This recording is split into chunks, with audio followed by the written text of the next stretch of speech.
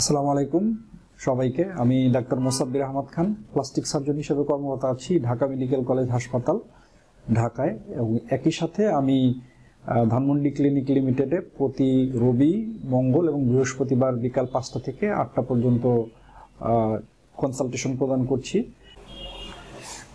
আরেকটি কমন সমস্যা, ইদানিং মানুষজন খুব বেশি চিন্তিত হয়ে থাকে তার নাকের শেপ, আকৃতি পরিবর্তন। অনেকে চায় যে তার নাকটা হয়তো বা দেখতে বোচা লাগতেছে, তার কাছে নাকটা সে খাড়া করতে চায় বা চোখা করতে চায়।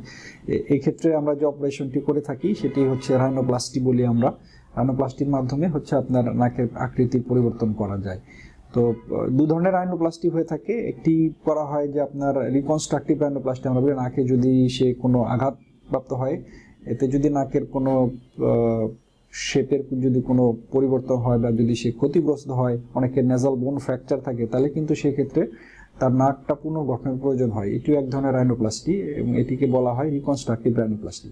আর অনেকে আছে যে না, তার কোনো ট্রমা না, শুধু হচ্ছে সৌন্দর্য বাড়ানোর জন্য, সে নাকের সৌন্দর্য বাড়ানোর জন্য সে রাইনোপ্লাস্টি করতে চায়। হয়তো নাকের মাথাটা সে আরও সরু করতে চায়, একটু সুচারু করতে চায়। অনেকের নাকের উপরের দিকে এখানে যে বোনসটা আছে সেটা খুব বেশি প্রমিনেন্ট থাকে, আমরা সেক্ষেত্রে সেটাকে বলি যে নেজাল ডরসাল হাম বলে থাকি আর কি। সেটা অনেকে রিডাকশন করার জন্য আমাদের কাছে আসেন।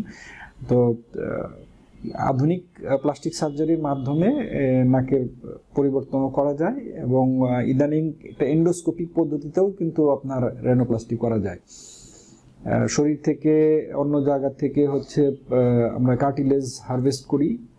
কার্টিলেজ হারভেস্ট করে আমরা হচ্ছে যদি অগমেন্টেশনের প্রয়োজন হয় তাহলে অগমেন্টেশন করি, অথবা এখন বিভিন্ন ধরনের ইমপ্লান্ট ম্যাটেরিয়াল পাওয়া যায়, যে ইমপ্লান্ট ম্যাটেরিয়ালগুলি ইউজ করেও কিন্তু আমরা রাইনোপ্লাস্টি করতে পারি।